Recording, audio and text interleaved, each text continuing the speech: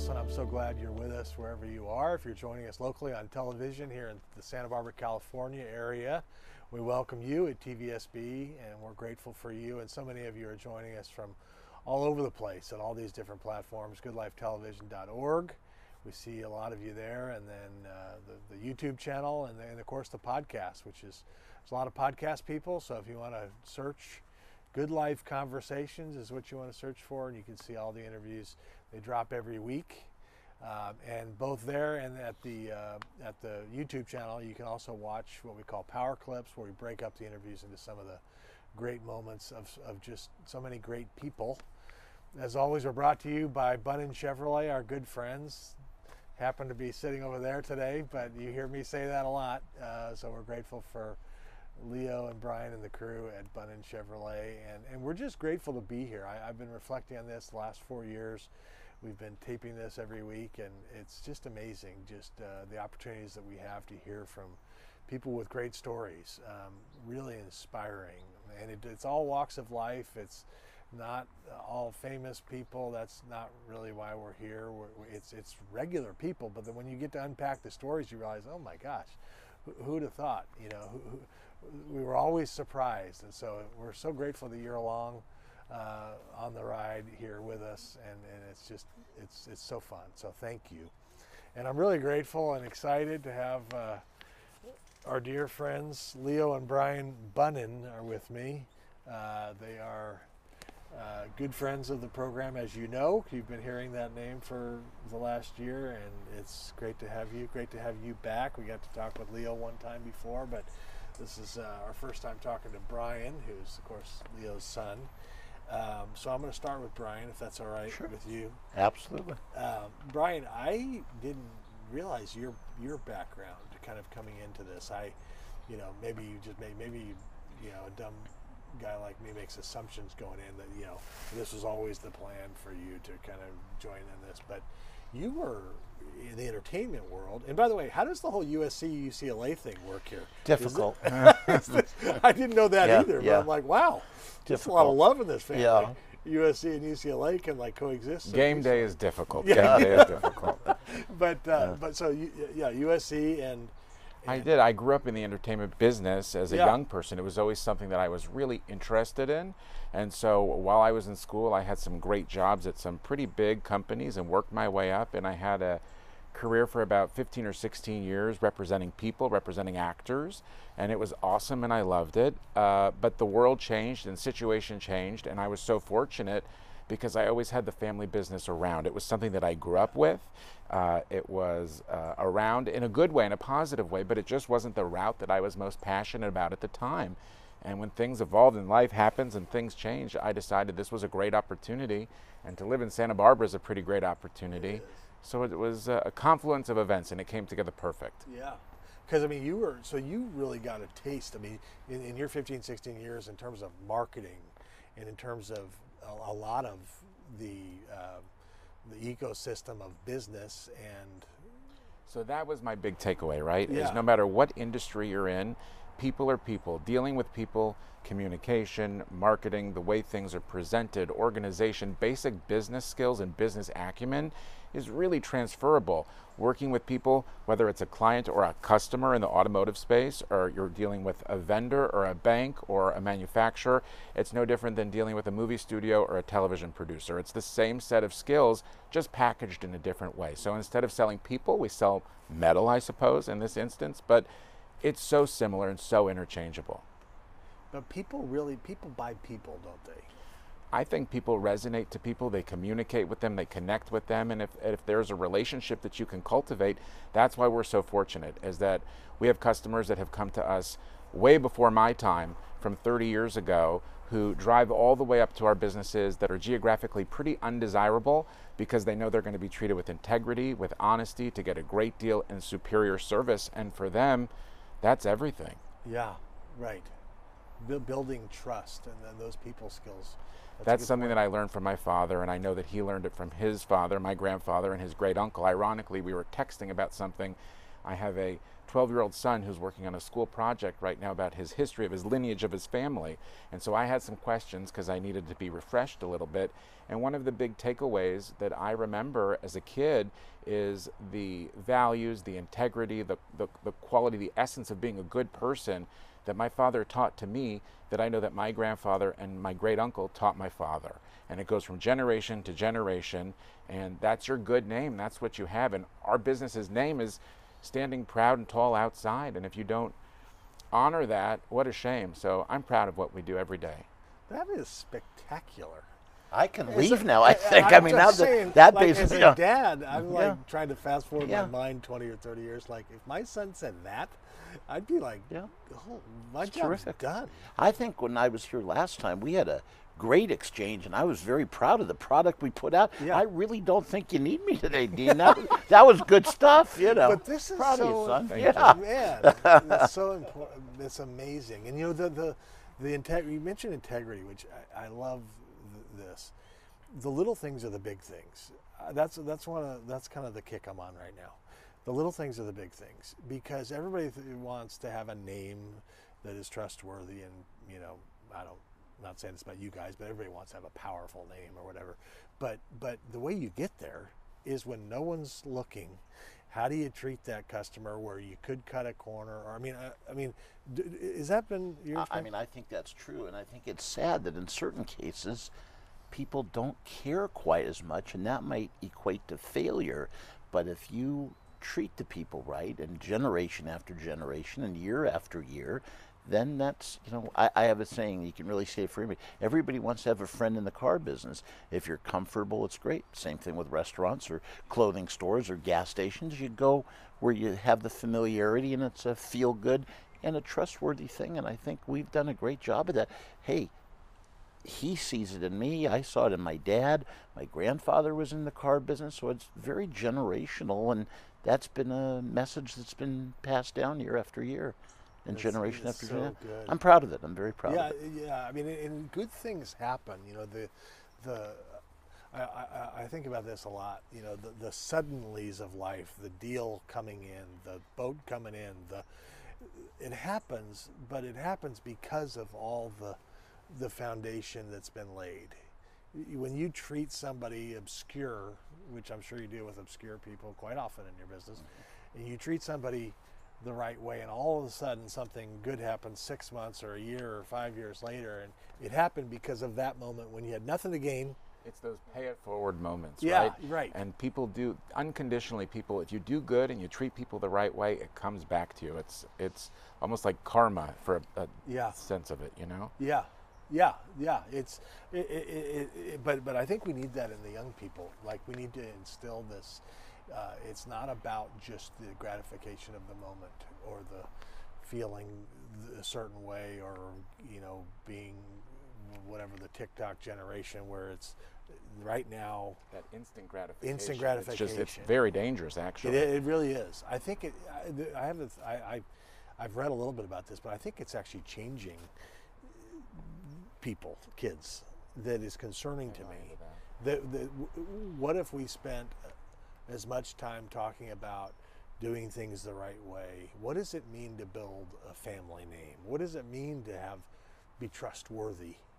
What does that look like? Everybody wants to be trustworthy. And what does the opposite look like too? Because I think that's a great way to teach, right? Is to Yeah, give right. the juxtaposition Yeah, right. of, and what's the antithesis? What's the opposite look like? It's a great construction to share with young people what to do and what not to do. Yes. I've learned in life so many things, what not to do, by seeing things gone wrong. Yes. So it's a Those good are tool. teachable moments. Absolutely. I do that with my boys all the time. I'm perfect, right? It never, no teachable No moments. teachable No. I wish. Silence is deadly over there. It's I should okay. ask him or not. Yeah. but, No. Yeah. Unfortunately, that's not the case, but that's okay. But it's amazing how you can blow it up in 30 seconds. I told my boys this. You know, and I mean, everybody's got issues. I've got plenty, and God, I'm so grateful to God to be here, and you know. But so my boys the other day, you know, we're Dodger fans, and they're, you know, one of their big pitchers this year, Julio Urias, who we love, and I'm sure he's working through his issues. He, middle of the night, I don't know what happened. There was a domestic situation. he's in a contract year. The Dodgers season was pretty much over at that once he went down. But so you spend all this time building your name, your career. You're in a contract year, and here you are, and then whatever it is, the issues are, I don't want to speculate, and then something happens, and just like that, it's derailed. And a big fan favorite he was. Absolutely. And you say in a contract year, well, he did the wrong thing. He hurt his team and his teammates and let his fans down. In the simplest term, it cost him a lot of money, too. Oh, yeah, right. So everybody gets crippled along Everybody the way. hurts. Yeah. Everybody hurts. But that's the in terms of paying attention to what you're doing, paying attention to surroundings. Those, you're right. I mean, I hate to say it, but I mean, the teachable moments are oftentimes in saying, "Hey, man, I want you to pay attention to this." You think that, you can skate by, and you think it took about 30 seconds or 5 minutes or whatever it is for a whole situation here to come tumbling down. Why? Character. I mean, really, it's that integrity, the choices, right? And so that, I think you're right. You must have a lot of experience now these days with boys in a very teachable age. I have 2 teachable boys. This is true. So having 2 kids, 7 years of age and 12 years of age, you see and do a lot. And thank God I have great kids, so they're mild teachable moments. But we want to avoid the cataclysmic teachable moments. That's right. That's right. So yes. You'll give me some advice because you've done an amazing job with your kids. So Well, I'll come and get some tips from you. Okay, Yeah, Dean? well, I think you could probably ask this guy, but yeah, it's and Leo, I want to ask you this because I was thinking about you this morning because I'm, heading towards 50 at a pretty good clip here, and I'm starting to think differently a little bit about like where our firstborn is getting married shortly, and like I'm entering into a slightly different phase. What is it like at this point? Because there's scripture about this. I read in the Old Testament about the gray hairs or the crown or whatever it is. I've always loved that idea. What's it like for you to look back now and look at this next crew? It's compartmentalized. I would say late 50s, early 60s, mid 60s, now late 60s for me. It changes, and it changes in life, it changes in work life, it changes with family, but if you have a good handle on it and a good grasp of it, it's kind of a beautiful progression because you can look back and see what's happened, learn from it, and enjoy the moment. So I think I would just say let it happen, Dean, and it's different. It's really different. The perspective changes. I was talking with Melinda this morning, and unfortunately, we've got 2.5, soon to be 3 very close friends that'll pass away in a 6-month period. Well, you take it a little farther. 2 in their 80s, 1 in their low 90s, and it's kind of an adjustment where you think of these people were in your life, but now they're gone, and it's what happened. So the perspective is different all the time. Yes. Yeah, it's hard to believe these people that are so involved in our life, 3 of them are going to be gone like that. And it's a big adjustment. You start reminiscing about all the good times and things that happened and all the experiences. It's difficult. One who, thank God, is still on this earth is Chancellor Charles Young. He was the UCLA chancellor for 29 years. Things work in a mysterious way. A week ago, we went up to visit him and his wife, and there were 2 other couples with us, and it was a great time. And he was in very, very good shape, but you could see dwindling, let's say, and all of a sudden, pneumonia and other things. And I hope I'm wrong. I think he's got a short time. They're talking hospice and this and that. But what occurred that we all went to go visit him last weekend for this most likely last visit, and he's been a big part of my life and a good friend. When I went to UCLA, I didn't know him at all. I looked at him and I gawked and I said, boy, what a gubernatorial looking guy. And then by happenstance, 30 years ago, we became neighbors and have had a wonderful relationship with him, and maybe the best person in education over the last I don't know, 50 years. Yeah. He's done some 29 years at UCLA, Yeah. really changed that place around. I said to him, I said, Chuck, I said, let me let you know when you're big. When you go to a campus like UCLA and the whole perimeter is called Charles E. Young Drive, Yep. you're big time. That's right. And he enjoyed that. I was on that street on Monday. We Yeah. were at UCLA for a medical thing, and I turned on to Charles Yeah. Young Drive. Yeah.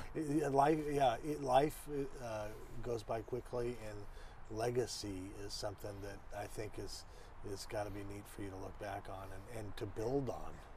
You know, that's another thing that I think about is with I think about your boys, and I think, because this is not just about being great auto dealers. Leo's an award-winning auto dealer, obviously, but it's like a little car empire, 4 generations. So that's wonderful. But really, coming into something where there's this kind of legacy, it's not just about the selling of the cars. It's about a whole lot more.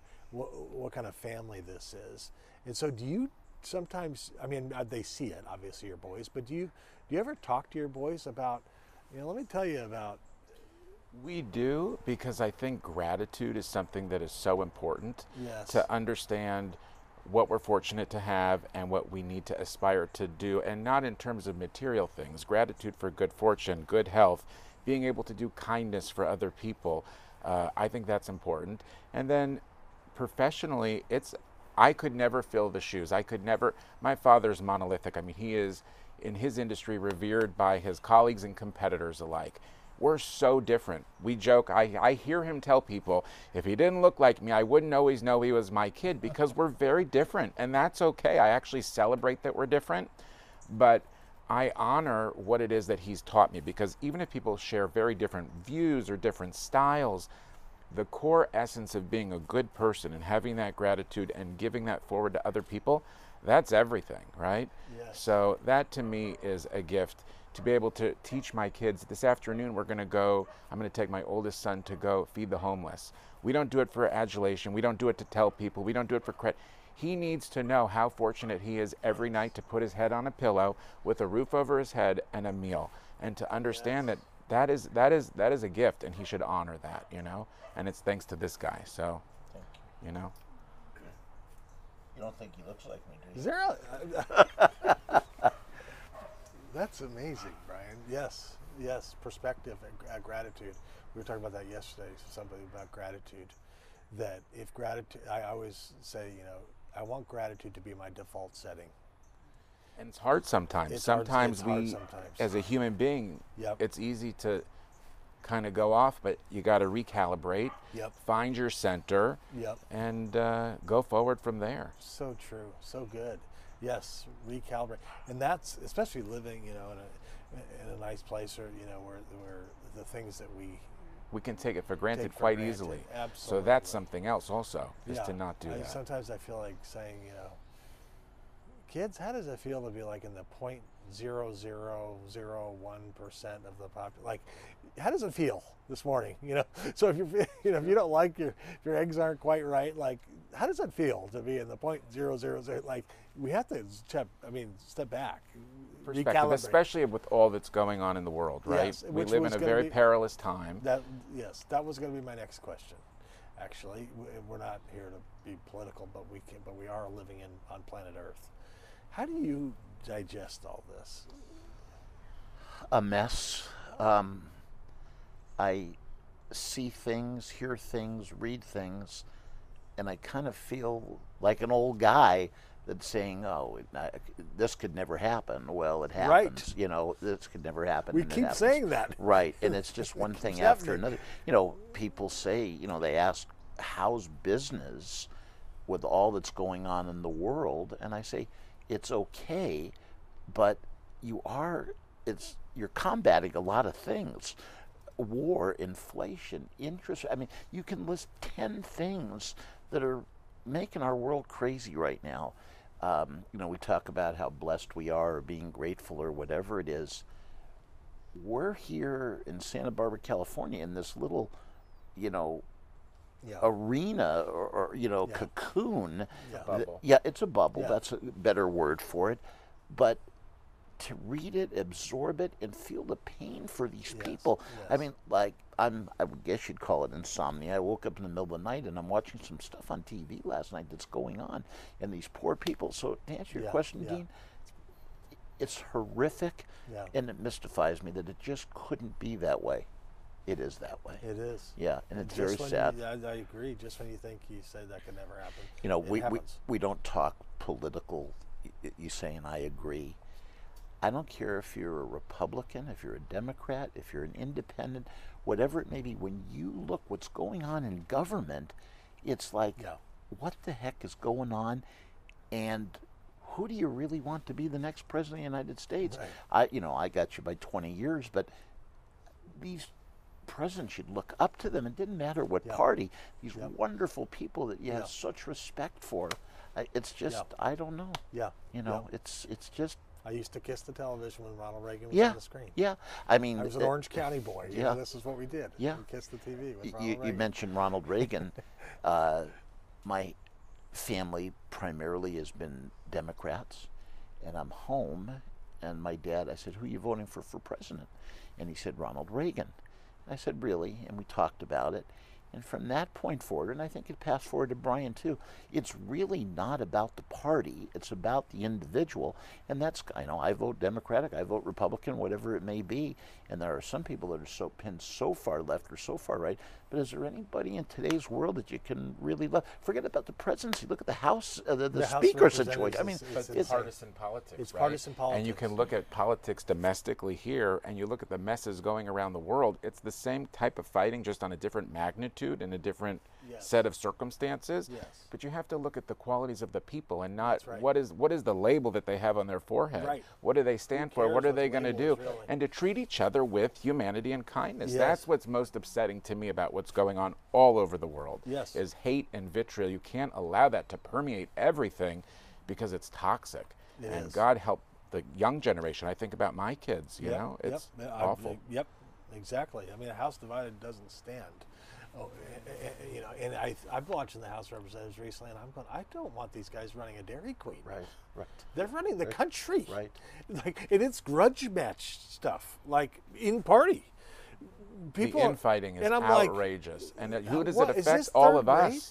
rate? It affects us, right? The American people. Yeah, this is the people's house. Right. You know, it really is frustrating, and I've come to. I agree. We grew up revering Right. leaders, but now it's like I don't know what to think. You know. And it didn't matter if it was a Democrat or a Republican. Yeah.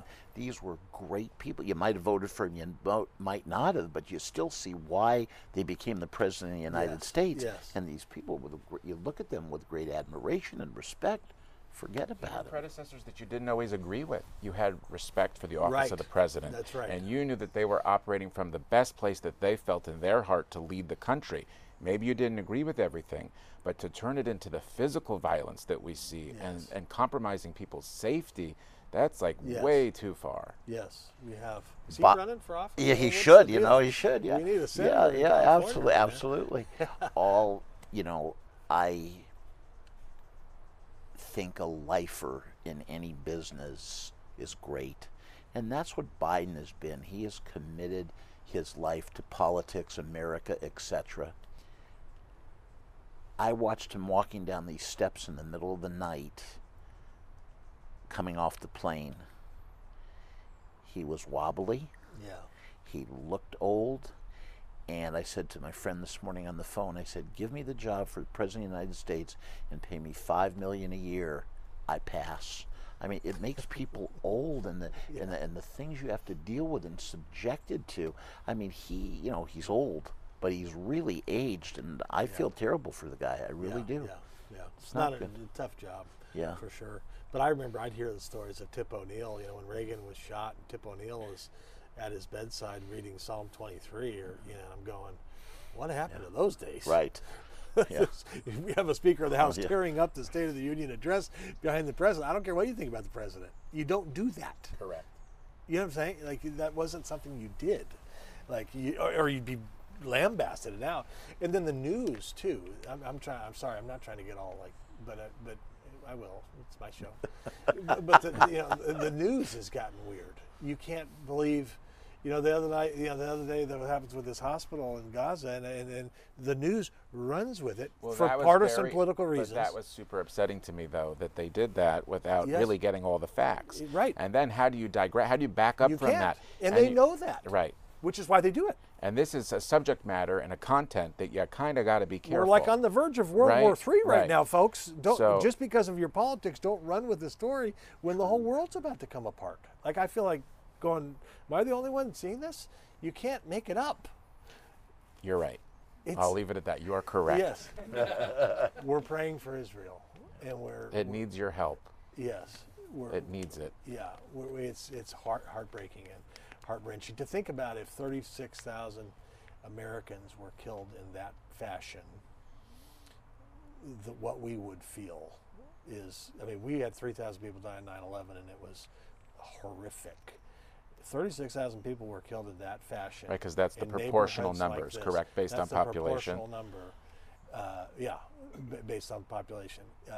If something like that happened, we would be forever changed, and it's a horrifying thing. So we are definitely praying for this situation, because it's tough. These are tough times. We need strong families. We need strong men. We need strong women. We need generational legacy character people, that I hope can rise up. That's part of my hope, at least. But we're not giving up. No, never give up. Do you ever? You can tell your quote, because it's your famous. I mean, it's applicable to this. Even once you accept. I authored this. Once you accept mediocrity or failure, you're doomed, right? Once you accept mediocrity or failure, you're doomed. So you can't give up, right? Right. And positive mental attitude, PMA. Yeah. Positive mental attitude. He does listen to what I say in those meetings. I didn't know that. That's true. Do we have we need Leo's face should be a logo or something. I have a bobblehead in my office. I can lend it to you for sure. We should build a brand just Leo. I feel. Let's go for it. I think we should. Let's do it. Does it pay? Does it pay pretty good though? There's some royalties involved.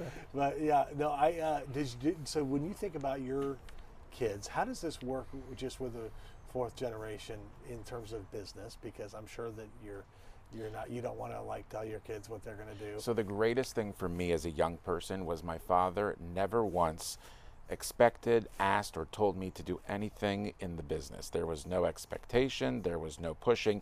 He enabled me to pursue what I wanted to do and be the person that I wanted to be. And I really appreciate that. And I think that's what gave me the ability to have such an open-minded interest as an adult in something that I otherwise may not have. So my kids are kids. They like to see their name up on the side of the building, but that's because they're kids, right? I want them to do what they love and what they like, and if it happens to be in our business, that's fantastic, and if it doesn't, that's okay too.